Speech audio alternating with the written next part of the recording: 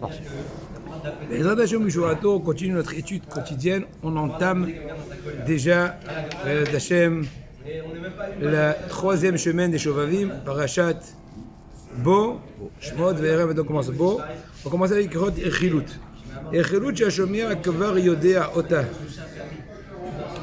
C'est-à-dire Echilut que celui qui l'entend, il est déjà au courant de cet effet-là et quand même c'est interdit de le répéter.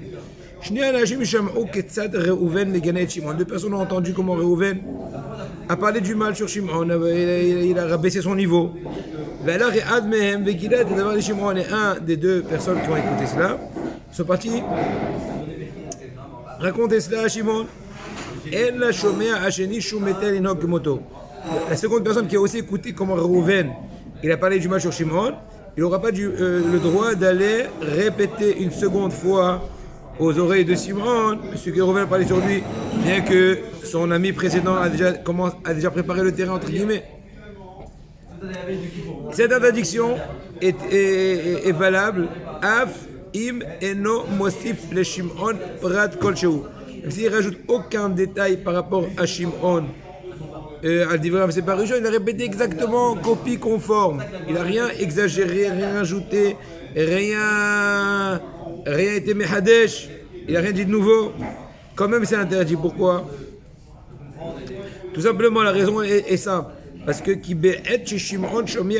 au moment où Shimon écoute de nouveau cette histoire-là, quand il écoute au nom d'une personne ou au nom de deux personnes, c'est différent.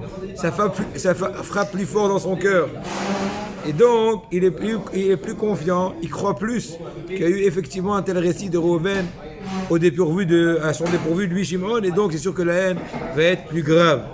En tout cas, avec moins de scrupules, moins de doutes du côté de Shimon.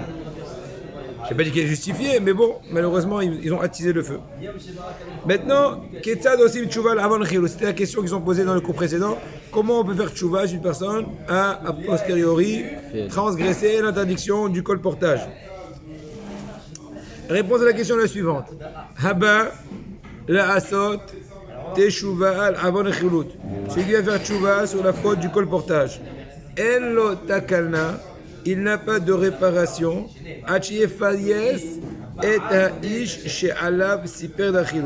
Il faut consoler, ou plutôt demander pardon. Donc, je crois qu'on va accepter d'excuser.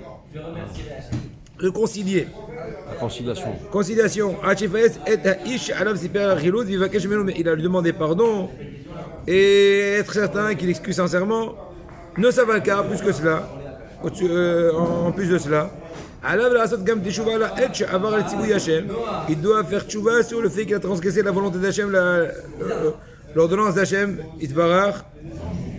Comme toutes les autres tchouvot, on demande pardon à son prochain, ensuite on demande pardon à Hachem. Alors je lui demande, et je suis prêt à te faire pardon, à te pardonner qu'après avoir demandé, amener un mot d'excuse de son ami. Ouais. C'est conditionné. Et s'il fait comme ça la richiloute, il ne connaît même pas les gens. Ben, c'est pas, il faut qu'il prie, que je brûle les yeux. C'est pas évident, c'est vrai. Si quelqu'un il a mitraillé en l'air, voilà. Je sais pas. Voilà. J'ai mis la voilà. Et il me dit, je sais pas, il faut prier. Que je me fasse en sorte qu'il renforce d'autres dans Shmirat HaLashon. C'est une façon indirecte, en tout cas le mieux qu'il puisse. Ça c'est Imzot, cependant, celui qui a écouté n'a pas cru la Rechilut, donc il n'a pas accepté vraiment. Et non, mais ça peut être il a bien ish, le garmou le nezek. Imaginons que la personne n'a pas accepté la Rechilut.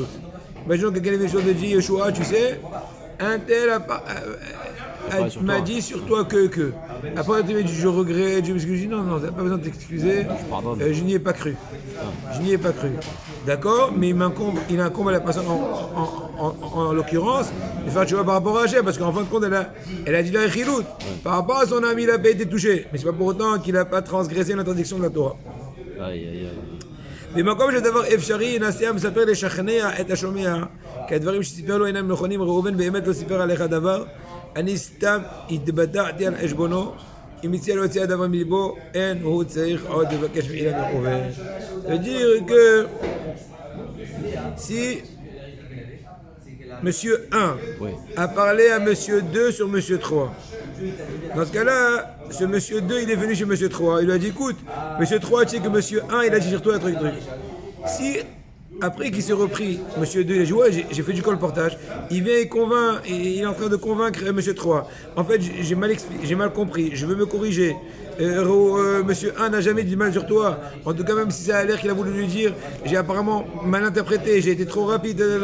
Si tu as réussi, toi, Monsieur 2, à convaincre Monsieur 3 que c'était une erreur technique de communication, il n'y aura plus besoin à Monsieur 1 de demander pardon à Monsieur 3. Et vous avez compris la suite des choses.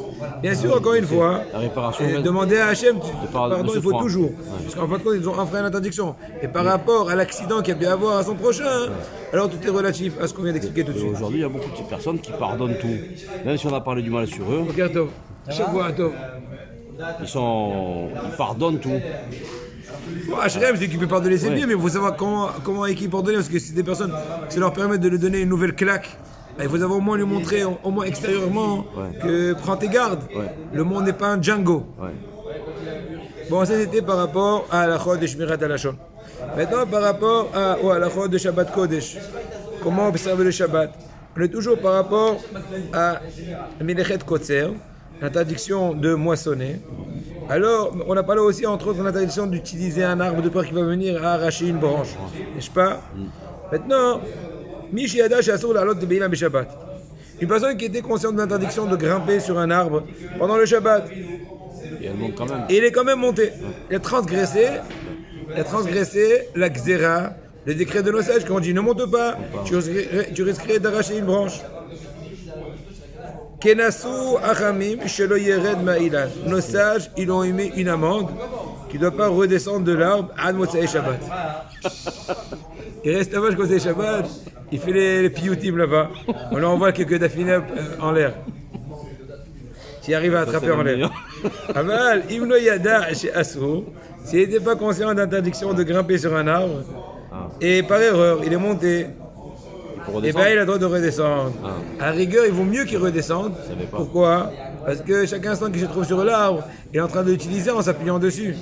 Seulement, pour le pénaliser quand il était conscient, on l'a laissé quand même. Mais à partir du moment qu'il est inconscient, à la rigueur, non seulement on ne va pas le pénaliser, mais en plus, on ne va pas, entre guillemets, lui permettre à continuer d'utiliser l'arbre en s'appuyant dessus.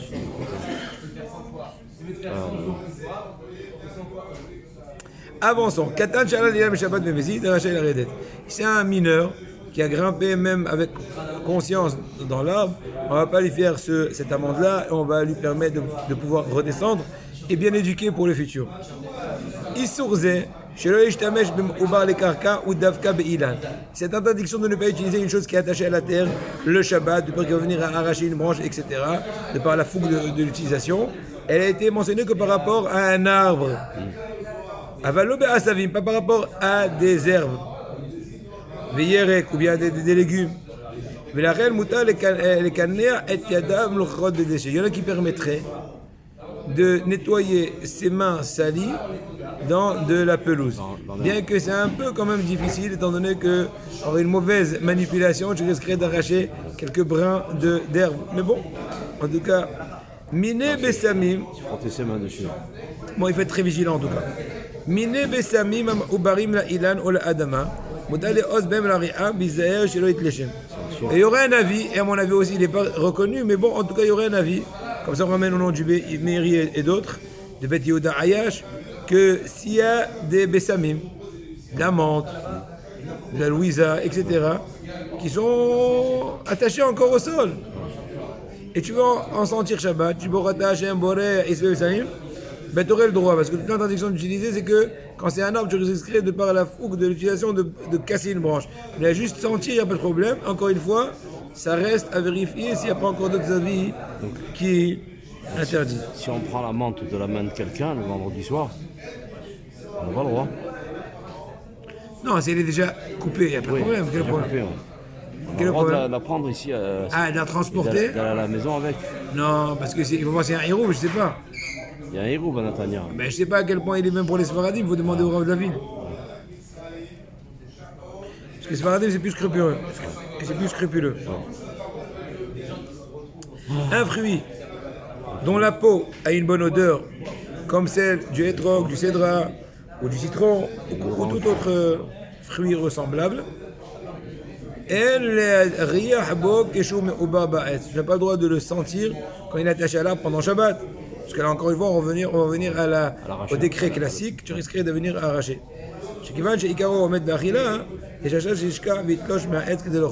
Tenez que l'essentiel, le but de ce fruit-là, c'est pour consommation et pas pour sentir. Bien qu'on t'aurait permis, selon certains avis, de sentir de la menthe qui est attachée au sol. Parce qu'elle n'est pas vouée la consommation. Donc l'interdiction de ne pas utiliser un arbre, soit un arbre qui est avec du branchage, soit un fruit de l'arbre. Tu risquerais d'arracher. Mais quand c'est pas voué à consommation, c'est permis, selon certains avis en tout cas, de sentir par exemple de la menthe. Mais ça n'empêche, ça reste encore interdit de sentir une orange ou un citron ou un cédra qui est attaché à l'arbre pendant Shabbat de faire, le sentir, tu risquerais à t'oublier et à venir l'arracher pour mieux le manger. Manger. Maintenant, avançons, chers amis, par rapport toujours à Ilchot Shabbat. On va commencer une nouvelle melacha, un nouveau travail, un des 39 travaux, qui est le suivant. Melechet me'amer. C'est quoi me'amer? Me'amer, c'est faire un tas de fruits dans la zone, on va dire, du champ. Il y a un petit entrepôt, une petite surface dans laquelle on met en tas. Si ce sont les tas de blé, ça peut être les tas de prunes, les tas en tas, on entasse. Et amer. Me'amer. Oui, me'amer, c'est entassé. Mais les chats me'amer, il a les kitat à tevoua. Maintenant, il te caractérise la melacha. Ce havla, il t'explique que, en fait, c'est récolter la fameuse tevoua, n'est-ce pas? On en viendrait à récolter si on prend produit agricole. On la rassemble des champs après qu'elle a été moissonnée. Donc c'est interdiction de rassembler, de mettre en tas. Personne qui rassemble des grains ou de la tevoua, céréales.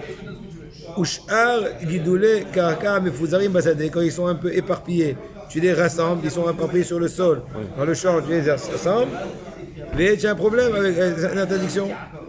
Mais tu les as rassemblés dans un seul endroit et tu en as fait de ça un tas. Tu es en train de transgresser l'interdiction de la Torah de Me'amer. Par contre, si tu as rassemblé des choses qui ne sont pas un produit agricole, par exemple, tu as rassemblé du sel, des lieux, des marées salantes. L'interdiction est comme des rabbanan. Ce n'est que ce n'est pas une pousse naturelle. C'est pas Guidolé Karka. C'est un des trésors qu'Akadosh Baruch Hu a mis dans les, comment dirais-je, dans les profondeurs de la terre. Merde. Maintenant, Melechet Me'amer, Ikshosef Otam Makom Gidulam. Oui, je vous écoute. S'il y a un risque d'abîmer les fruits, c'est interdit de les prendre. Pour les mettre par exemple au-dessus ou de quels animaux. Ah, tu veux les épargner. Pour les épargner, voilà. Ou de détruire. Tu te balades ou d'être mangé par des animaux. Tu te balades dans ton petit verger et tu aperçois qu'il y a là des fruits qui sont un peu éparpillés. Tu veux un peu les mettre de côté afin qu'ils ne vont pas c'est un problème parce que le fait que tu les rassembles de l'endroit où ils poussent, tu es en train de faire Me'amer. Donc l'interdiction de Me'amer, ce n'est que quand tu es en train de rassembler, de mettre en tas dans l'endroit où ils poussent les choses en question. Chez l'obim comme Gidoulam, Mouta, si tu es en train de rassembler des fruits dans un lieu qui ne sont pas l'endroit où ils ont poussé, il n'y a pas de problème. Il explique, Alken, Perot, Amfuzarim Babay, Mouta, si tu as un panier de fruits qui a été renversé par un des enfants ou par n'importe qui, par erreur, et tu viens rassembler les fruits de nouveau, les mettre dans le panier, il n'y a aucun problème.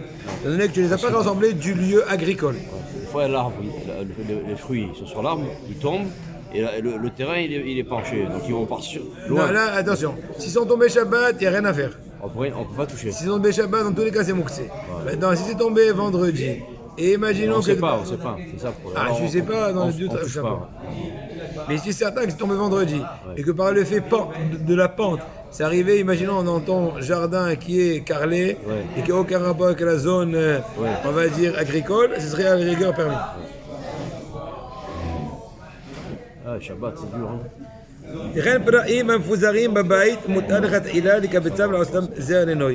C'est aussi des feuilles, des fleurs qui sont éparpillées dans le sol de ta maison. Des feuilles, hein. Des fleurs, Ah, des fleurs. éparpillées dans le sol de ta maison. Ouais. Et un enfant, il les a éparpillées, tu peux les rassembler de nouveau et en faire un bouquet. Ah, Ou là, par contre, fais attention là, petite nuance intéressante. C'est des fruits qui ont été éparpillés dans ta cour, pas dans ta demeure. Une par-ci, une par-là. Dehors. Ou bien ils sont tombés sur du sol, ou pardon, sur de la boue.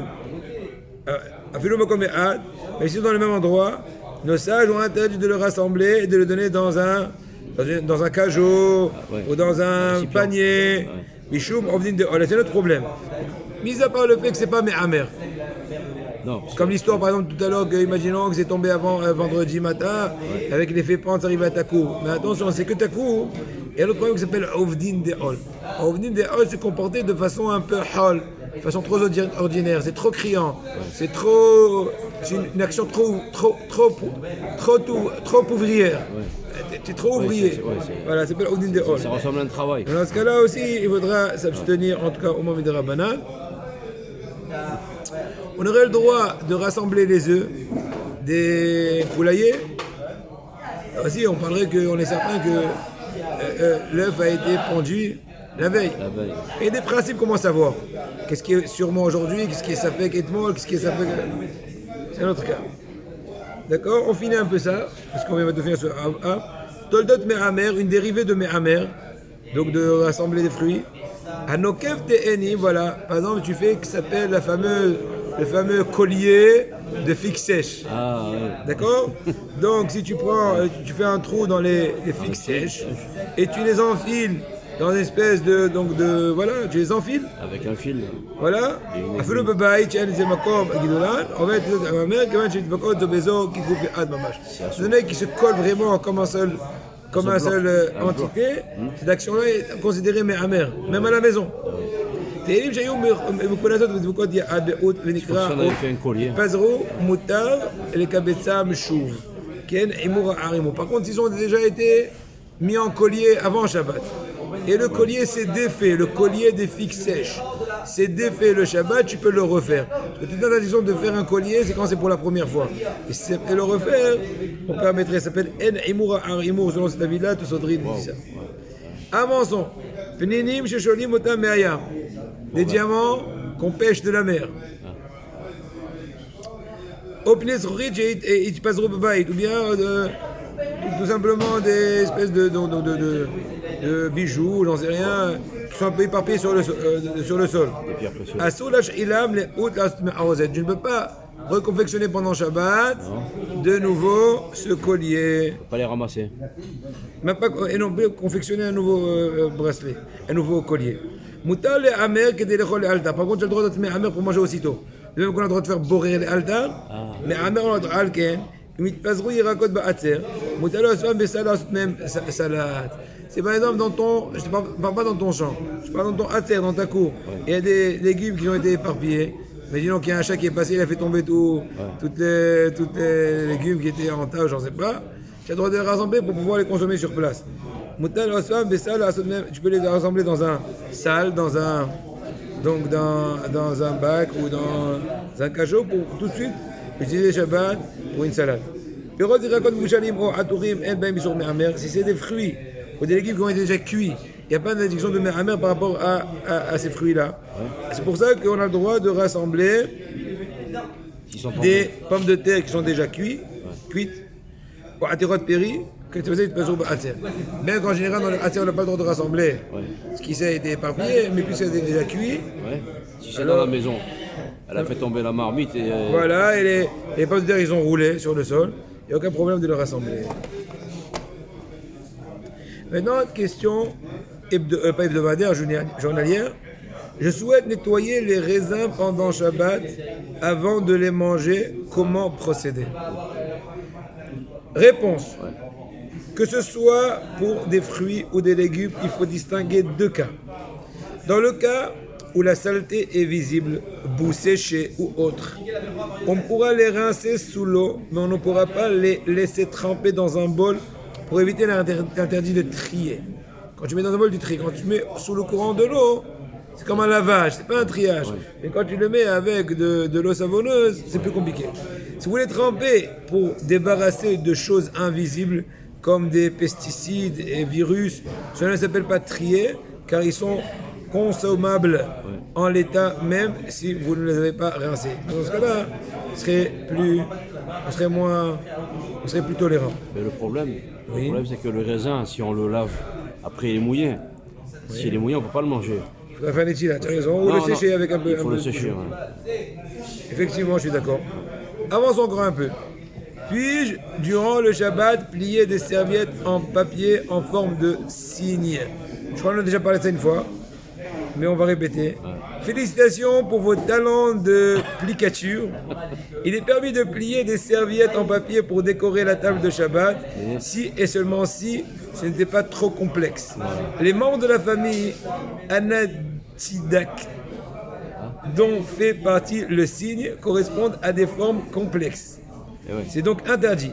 Tout ce que s'y apparente par la complexité également, étoiles, épis de maïs, pyramides, éventails et fractales devront donc être laissés pour les jours profanes. Ouais. Est-il permis durant le Shabbat de laisser accrocher à ces toilettes des produits colorés qui nettoient les toilettes à chaque fois que la chasse est tirée? Alors, Si certains permettent, sachez que tout de même que de grands décisionnaires l'interdisent formellement et nous vous conseillons donc de les retirer, de retirer ces dispositifs avant Shabbat. La magie ne sera pas plus grande lorsque vous le remettrez après Shabbat. là, on ne peut pas faire ça. Ça colore. Bon, voilà. Parce que le colorant, normalement, c'est le colorant qui est autorisé, c'est le colorant qu'on mange. On peut colorer avec Oui, la nourriture. de la nourriture. C'est ça, hein? Et Oui. tout ce qu'il y a en dehors de manger, on n'a pas le droit de colorer. On y va, Hazak. Maintenant, Abraham Kanevski, il nous dit comme ça. Toujours dans le Perek Kavav, par rapport au HaKodesh, il te dit ici. זהו מה שמצינו בגמרא לגבי חוני המעגל. הגמרא nous raconte par rapport au חוני המעגל. Vous avez un Honi qui a tracé sur le sol une espèce de cercle, il a dit je ne vais pas bouger de là tant que la pluie ne tombera pas. Ta'anit Kav Gimel Amoud Aleph, Alecha Nehemar Vatikzar Omer Vekom Lach. Par rapport à toi, c'est pas comme la Gemara que les cieux ont dit à Hani Magel, que la Gemara a dit par rapport à Hani Magel, et sur toi a été dit Vatikzar Omer Vekom Lach. Tu as décidé une chose, elle a été accomplie. Chenama Gabé Rebi, mais par rapport au Rabbeinu Akadosh, Ktubot Kav Gimel Amoud Aleph est mentionné. Et ainsi aussi dans Mavam Tsiak ou Mavam Amoud Aleph, qu'est-ce qu'il est mentionné? Chez Adechol Lit'on, Ave Mekayem Bi Vatikzar Omer Vekom Lach.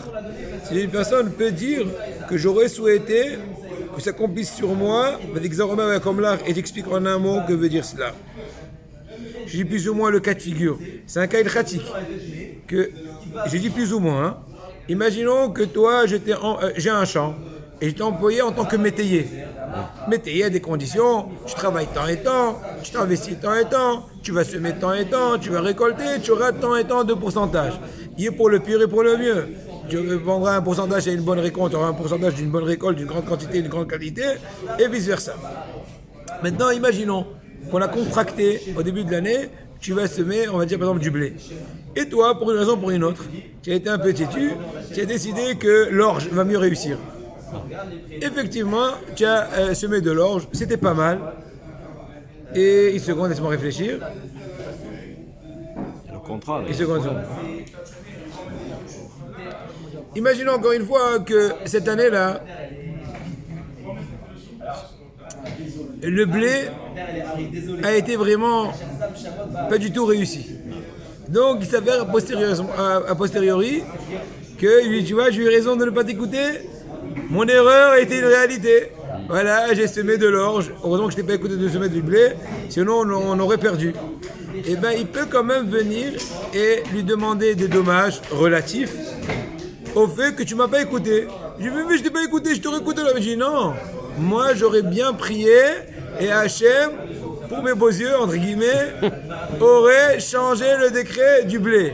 Mais puisque toi, avec ton idiotie, tu as changé, ma prière sur le blé n'a pas eu lieu. Parce que tu n'as pas travaillé pour mon blé. Incroyable. Regardez à peu la force de la confiance en Hachem. Bon, c'est l'idée générale. Pour plus de détails, il faudra ouvrir la caméra là-bas, je ne me rappelle pas pour l'instant. C'est pas que dans la halakha, c'est Anna aussi. Et Mouna, hein, on voit aussi une notion dans la Gemara qui s'appelle, qui est qualifiée dans la Gemara, Kishgaga et c'est comme une chose qui a été sortie de la bouche du chef par erreur. Par exemple, un roi il dit tuez-le, même si il s'est trompé de le dire, c'est trop tard. C'est déjà exécuté. Donc là aussi, la Gemara a dit que des fois, des rabbinim, dans la Gemara, ils ont dit une phrase, entre guillemets, de façon naïve, et bien le décret est accompli. Comme ce qu'un chef dit des fois un ordre, c'est irréversible. Moed Katan Gabé Shmuel, Bektubat Kavgima Moed Alef Gabé Avoua de Shmuel. On y voit l'histoire là-bas dans la Gemara, il y a des Gemarotes ici. Moed Katan, Ektubot, des exemples de ce que je viens de te dire tout de suite. Veshama, ça m'a fait Moed Alef Gabé Rabbi Yanaï. Le Yerushalmi, Gabé Abou Ben Levi, etc. Rapria Baraba, Bamtia, c'est Moed Alef, Gabé Rabbi Ashi, Echarabati, par exemple, c'est Moed Zain Gabé Shmuel. Il explique pas des cas de figure. Mais il t'amène Rabbi Aynara au moins une dizaine de Ktuvot.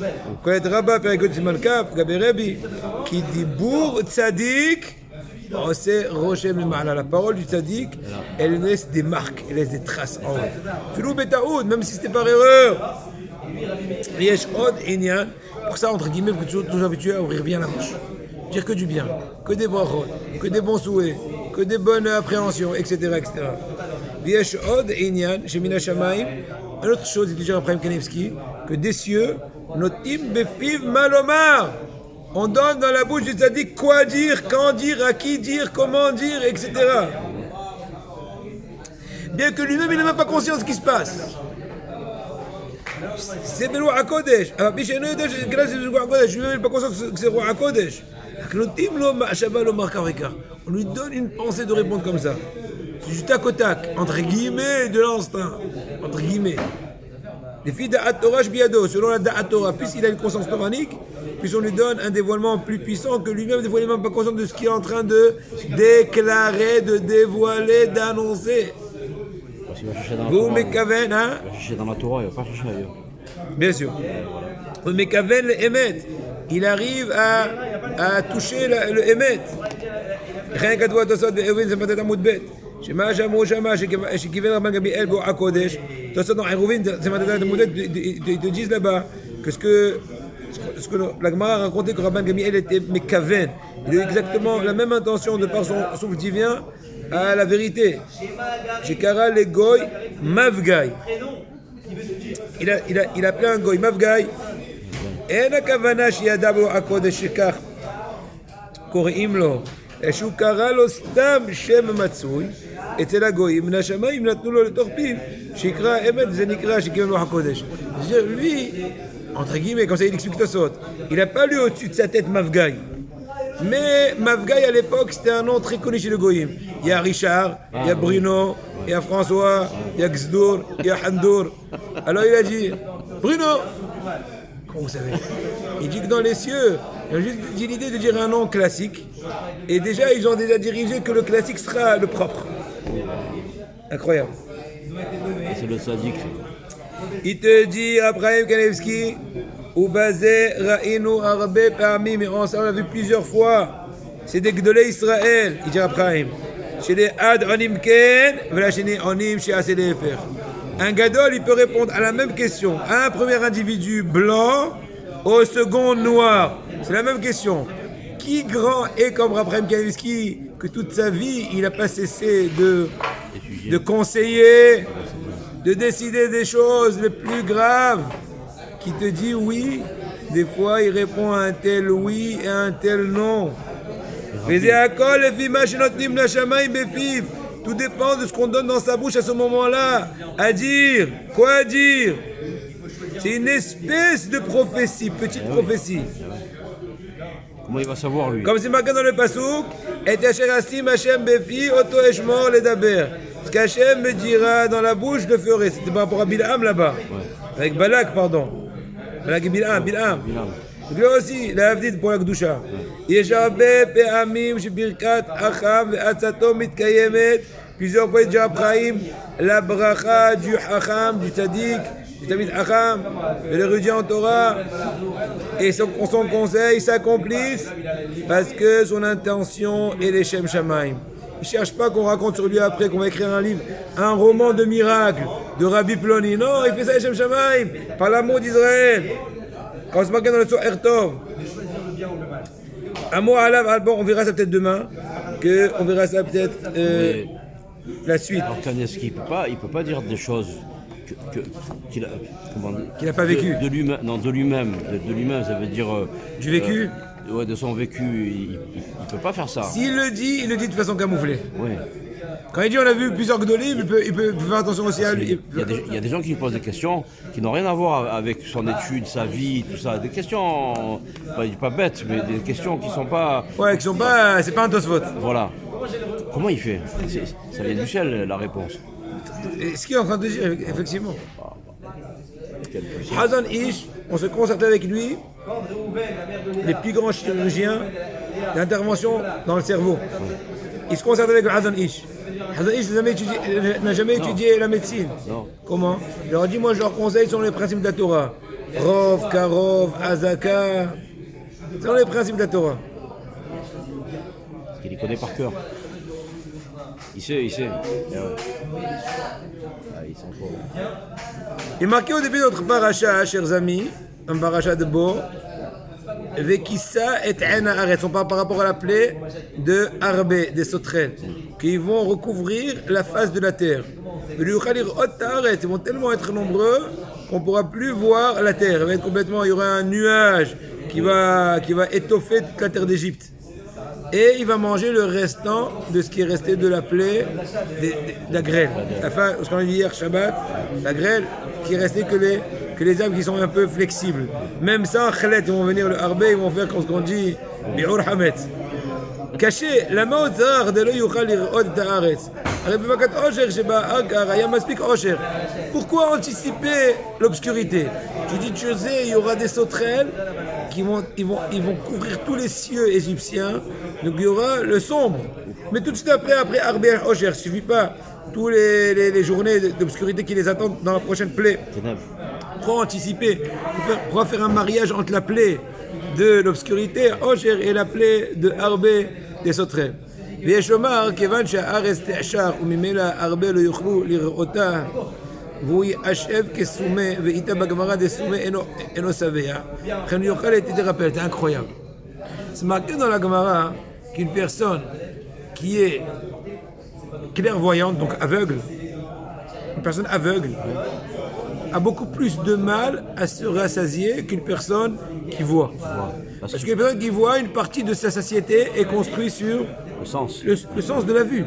Tu as vu des belles carottes, brillantes, parce que ces carottes marocaines sont brillantes, d'huile.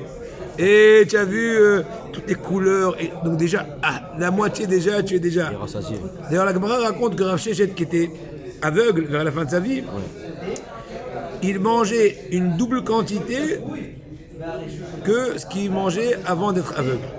Pourquoi? Parce que la partie de la société qui était construite sur la vue était manquante après qu'il était clairvoyant.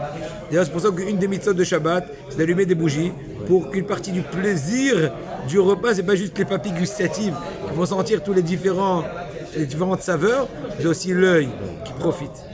Maintenant, on devient un truc extraordinaire.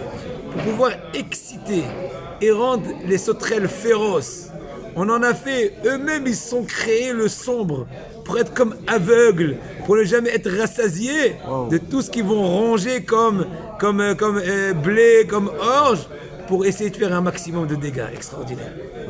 Hein?